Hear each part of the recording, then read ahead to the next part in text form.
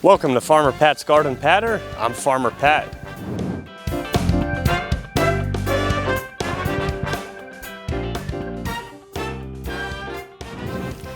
We're here today at the Restored Church Community Garden, located at 74 Meade Street in the heart of the Heights section of Wilkes Barre. Joining us is Matt Travis, who is a church member as well as the caretaker of this garden. Matt, can you tell us, what does this garden mean for the members of the church as well as the community? It's a way to be, with the church members we have now, it's a way to give for Jesus. It's a way to give to the community, give to people that are less off or less, or more unfortunate, shut-ins, some people that can't make it out of their homes. And it's a good means of just getting people out there in the summertime and turning them onto the church if they're interested. Spreading seeds, more volunteering from some of the churchgoers to go about town and get to know these people and to feel selfless. It's a great feeling when you give away things for people that are less fortunate or worse off than you at the moment. It's one thing I love doing is helping out people that I see that are in my same boat and try to stop it before it happens to them. Or just when I learned at 7 years old, I learned from my mom, no matter what your situation's going to be, there's going to be somebody worse off. It's a fact. So that kept me very humble in my life and very, not just generous, but it gives the same feeling to the churchgoers, and it just brings the whole town together in a way, as much as we could, as much as we can possibly do. Think of different avenues just to bring the community together. And with food's like, everybody knows it. It's like, like an animation doing shrugging your shoulders. Everybody in the planet knows what that means. It's just, so it's just really great to give to the community and for them to see our church. We're in the city for the city. That's our motto. And that's what our message is for them, to say we are doing that. And we love it, and we love you, and we want everybody to not go hungry. Matt, how did you get involved with the church, and how did you get involved with this garden?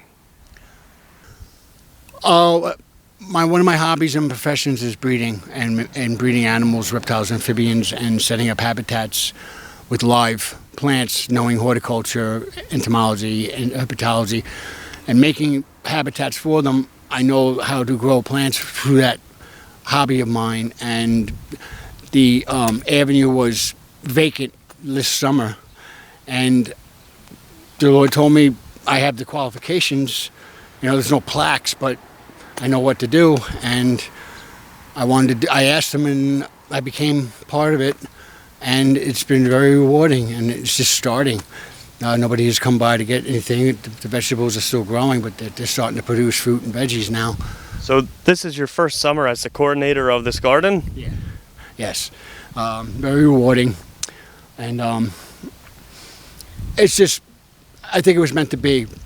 God sets it up that way in a positive domino effect that I've noticed, that when things can work out, let him do it, and it's like it just falls into place. You always end up where you need to be in life, right? Yeah. And usually when you try to be in a certain area in life, you don't go that way anyway. It doesn't end up the way you think about it already, in the future. And you just follow God that way, and he ends up in God's time doing it, but in his way. Now, can you tell us, how did you get involved with this church here? I was going nowhere and putting up with things by myself in 2017, and my neighbor just came to the church and was saying how wonderful it was, and she knew I was a Christian, not a going Christian, but she said, check out this church, and she gave us the card. The motto is "No perfect people allowed," which is perfect for a church because everybody's broken. So I came, and I'm right down the road. Man, I could have walked here. It's like God going, "Hello, over here." So I came here, and then, they actually have a care pastor, and Pastor Pad, and I went to him that day after the sermon, told him what I've been dealing with my life and everything, and they acted like I was here for 20 years. The whole church is like that. And then a couple of months later, I got baptized, and then I got a gentleman, a deacon that would teach me the Bible, starting, from different things. And I've been here ever since. And I've been a big part of the community. I take care of the church. I clean the bathrooms. I set up tables for groups. I go outside and help other people if they need me. That's what I did all my life. I've been serving since I was 12 years old for the community, and that's what I'm born to do. I know it more here than anywhere else. Well, Matt, it sounds like you found your roots here at the church, and obviously you're growing and thriving, as well as the other members of this church community and the members of this neighborhood here in the Heights. Amen. So, Matt, one of the most striking features of this garden here is that it's on the edge of a parking lot at a church in the middle of a city, which is a place where most people would never conceive of a garden being able to grow, but you guys are proving that you can grow a garden anywhere. Well, with the soil we have, it's mushroom soil, and it works with the dirt. And in the boxes, there's no pollutants in it. It's a bagged soil, but we add the mushrooms to symbiont with the dirt, and it actually works together, keeps the nitrates at a regular level, so they thrive and they grow a lot better and they produce more vegetables and fruit. Matt, can you show us what you have planted here? Sure. We have broccoli, a couple of months old now, growing. About a month and a half from now, we should be forming heads of broccoli. So you'll get a nice fall crop with this broccoli that you have planted now. Yeah, when it starts to get cooler, it should be better. Right now, with this humidity, everything's like, you could tell it's laboring, growing up a little slower because of the heat and the sun beating down on it like this. But it should come up. It should be crowned right here. I have stakes for them in case the stems can't hold the weight of the broccoli on top, because it is top heavy, the broccolis. What tips do you have for growing broccoli? First off, the main substrate would be the mushroom soil, symbiont soil. You can get it from any type of hardware store or any kind of plant store. Basically, you should get soil that is not from the ground, because unless you do studies, and because there's a lot of pollutants out there on the ground from the roads, the tar, it's all petroleum, and if it gets in the soil, you're going to be poisoning everything, and they take the nutrients from the soil, so you'll have petroleum in the broccoli. You have petroleum, so you're better off getting regular bagged dirt, which is basically laboratory or just clean, and then adding the mushrooms or any type of fungus powder to add in the soil. Let it sit for a couple of weeks, and then let this the fungus spread into the soil, and then use it, and it helps you grow. It's like a natural miracle grow. It's really, really, really, really good. And boxing it up is good too. It just keeps everything neat, unless you have a lot of land. Some people don't have it. So if you are growing food in the city, you suggest importing some fresh, clean soil instead of taking soil from around your house. Yeah, because it's going to be pollutants in it, especially in the city. Even in the rain, there's something in the rain when it comes back down. It can't filtrate because there's so many toxins in the air. Now, do you have any problems with pests with your broccoli? Some of the broccoli we had when it first grew, I saw a couple of holes in the leaves, but I got a bag of ladybugs, and they basically eat everything under the sun when it comes to insects. They're insectivores, so they took care of the job for me. And then I did my best to relocate them somewhere else, like in the woods or whatever. And they have pheromones, so they basically flow off. Pheromones, they're like ants. That's how ants follow each other on a trail in Africa. The lead one has their pheromones. They follow it as a scent. Beetles have pheromones the same way. They take off when they smell a pheromone, or they know which way to go because they can sense it with their antennae. But that's what basically took care of. The leaves are nice, and now there's a couple of holes, but you're not going to escape that. Nothing going to escape that. It's going to be there's going to be bugs, there's going to be parasites, and there's going to be predators. So, especially with insects. So what was the main pest that you had with your broccoli? I think it was basically a small, like a spider. Aphids? Yeah, aphid, that was it. I couldn't think of the word. Yeah, spider aphids or aphids, and that's a main staple for ladybugs. So it took care of it in about a couple of weeks. So you use biological warfare to help combat pests in your garden. Let them do the work. So, you didn't have to use any chemicals. No, I just went to a plant place and got a pint of ladybugs. And whatever I saw whole, I had a few extra, and I glanced at the other ones to see if the aphids were there too, and they were fine. It was just attacking the broccoli. So one of the problems I have with my broccoli is the slugs absolutely love to eat the broccoli. Yeah. It's one of the worst pests I have in my garden. So one of the tricks I learned is that you could take a cup of beer and put it in the soil, and what happens is the slugs smell the yeast and they think, my goodness, what a feast. Then the slugs fall in the cup, but oh no, they can't get up. Oh, it's like a Venus flytrap. It's Yes. like a pitcher plant. It works wonderful, and Cool. neat trick, You just taught me something. if you have a garden in Pennsylvania, Pennsylvania slugs prefer Pennsylvania beer. Matt, tell us what you have planted here. We have cherry tomatoes, and we have some squash, sporadically planted. I like to give them some room to grow. Any tips for your tomatoes?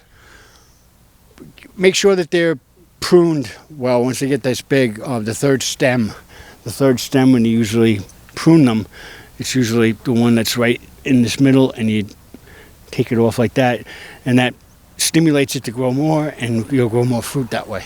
So don't be a sucker and prune your suckers on your tomato plants. Right. Check. That's true. Let's see what else you have. Let's see what else you have planted. Here we got some cauliflowers, and we have cucumbers. The cucumber flowers, we already got a few of those coming out. I have them in the refrigerator in the church, ready to be given out. So it's basically our christening. So, but these are our cauliflowers, and try not to take too many leaves off because they're also top heavy. So I see you have a lot of cucumbers, and you mentioned you already harvested some. Is there anything special you do with your produce once it's harvested? The best one is the advertisement for people to come out. It was a sporadic newsletter. We went out to Wilkes Barre, saying in a couple of weeks come by and take a look. But once I see the fruit growing, and the veggies growing, if I know that it's done, you take it out, you pluck it so there's more to grow. You know, it's like in a way it's good for the plant because it's like a bonsai tree, and I constantly have to trim a bonsai to make it stimulate to grow even better or shape it to where you want it.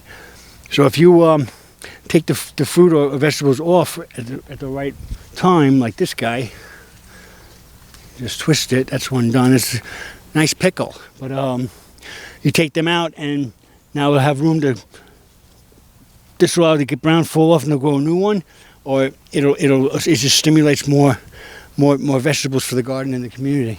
So you use your produce to help feed people in the community. Yeah, that's the commandment number one. You know, basically this is for the city, for people that, you know, are handicapped or are shut-ins, they can't get out, or just for people that, you know, look at what's going on these days. The budget, you know, there's not, you know, everybody's living hand to mouth or suffering or not getting paid, or the pandemic ruined them. They could have had a business that went out, and they need food. So this is great for the whole community because they basically can come by a shop. I call it produce shopping, outside produce shopping, or sort of like the farmer's market. These are Holy peppers! Yeah, these are our little lady bell peppers. These should be picked today. These are great for salads and stuff like that. But these I got plant hangers from a store that only costs $1 to get, so I got a bunch of these, and I use them as stakes. So staking your peppers is very important because as they get bigger and they get loaded with peppers, if you get a strong storm, heavy winds coming in, it can destroy those pepper plants overnight. I learned my lesson the hard way. Yep, and I knew that from the hard way too. What I used to say, an old comedian used to say this about it: gravity works. So you just, it bends over. So these help support them. And I think that it makes everything's out of the dirt. It's just, it gives them support. I'm very empathetic, so if I was a pepper plant, I'd be asking for a steak too, because I'm a little bent normally, but I don't want to be bent. If you were a pepper. Yeah, there you go. So. let's see what else you have planted here. Is our cabbage. You smell it? Just kidding. These are growing too. My trick with these guys is a lot of people, they water like this, and these are waterproof, these leaves. They have a special chemical in them, so when it rains heavily, they don't get soaked and drown, basically. So the water is like a natural bead, so you have to lift the leaves up and plant and water in the roots, right? You just pick these up gently. That way the water source goes directly to the roots.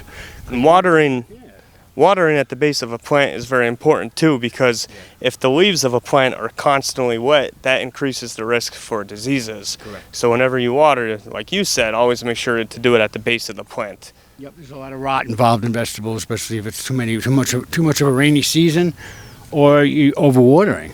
And thank goodness or thank God that these, God made these to be waterproof for that reason, probably. I'm just guessing, to keep them so they won't rot. But if you got a plant like that beads water like that, go underneath where the root is and then water it. Definitely. You get the water to the main area. Well, your cabbage looks pretty cool, and I see you have some more tasty tomatoes over here. Yeah, we have the beefsteaks, and we have these are beefsteaks. These were brought by a churchgoer's friend. She grew them as a seedling. So she did an awesome job at these, man. I took major extra care of them because they're basically her babies. So that's the way I treated them. I've been babying them. But, any other tips for tomatoes? Basically, my main one is basically the same thing. The third one to prune. Whatever's going out that looks like it's not going to produce, like the third one here. I'm looking for suckers to prune on these plants, but you've done such a wonderful job. I don't see any. Oh, thank you. I know. I've been trying. You got to keep up on it. I want to have good produce for the people that need the food, so it's edible and not rotted or anything like that. Definitely. But I love what I do, and it's my first year, and I've had some help. A girl named Kim, she comes on Tuesdays and during the week to help water and take care of it. She's terrific, and she loves the garden as much as I do. So this garden is helping you get back to your roots. Yes. Back to God's creation. It's fun too, people. It's all right, but get back to the roots. Yeah, and this is God. This is creation. This is a great way to connect to nature, to other people, to connect and feel gratitude and appreciation throughout the entire year. And to know that they have a transparent church, a restored church, to have a church that's here for them. And to me, any hope is better than no hope. And we're full of hope here. And if we're 74, like you said, South Mead Restored Church, 9 a.m. and 11 a.m. is the gatherings on Sundays. Our motto is no perfect people allowed, which was only one about 2,000 years ago. And, but you allow perfect peppers. Yeah, pickled ones too. Okay. Definitely. Oh, yeah. So. Matt, thank you so much for sharing your time with us today. We'll see you. We'll see you next time for Farmer Pat's Garden Patter. Hi, I'm Wilkes Barre Mayor George Brown. City of Wilkes Barre is very happy to be supporting the City Health Department's Community Garden Program. Now this year, there are community gardens in 6 areas of the city. The gardens give residents the opportunity to work together to grow and eat healthy fruits and vegetables directly from their neighborhoods. Thank you to the participating agencies, their staff, volunteers, and the neighbors who helped the gardens to grow. Now this project is funded by the Pennsylvania Department of Health's Preventative Health and Health Services Block Grants. The Community Garden Program is an example of Wilkes-Barre City's commitment to the growth and development of a productive and healthy community. The Wilkes Barre Community Garden Program is part of the Wilkes Barre Health Department's Preventative Health Division. The gardens are part of the Health Department's mission to promote access to homegrown foods like fresh fruits and vegetables for a healthier lifestyle. For more information on the Community Garden Program, contact the Wilkes Barre Health Department through its Facebook page, the city website, or call the health educators at 570-208-4287 or 570-208-4653. This project was funded by the Pennsylvania Department of Health's Preventative Health and Health Services Block Grant.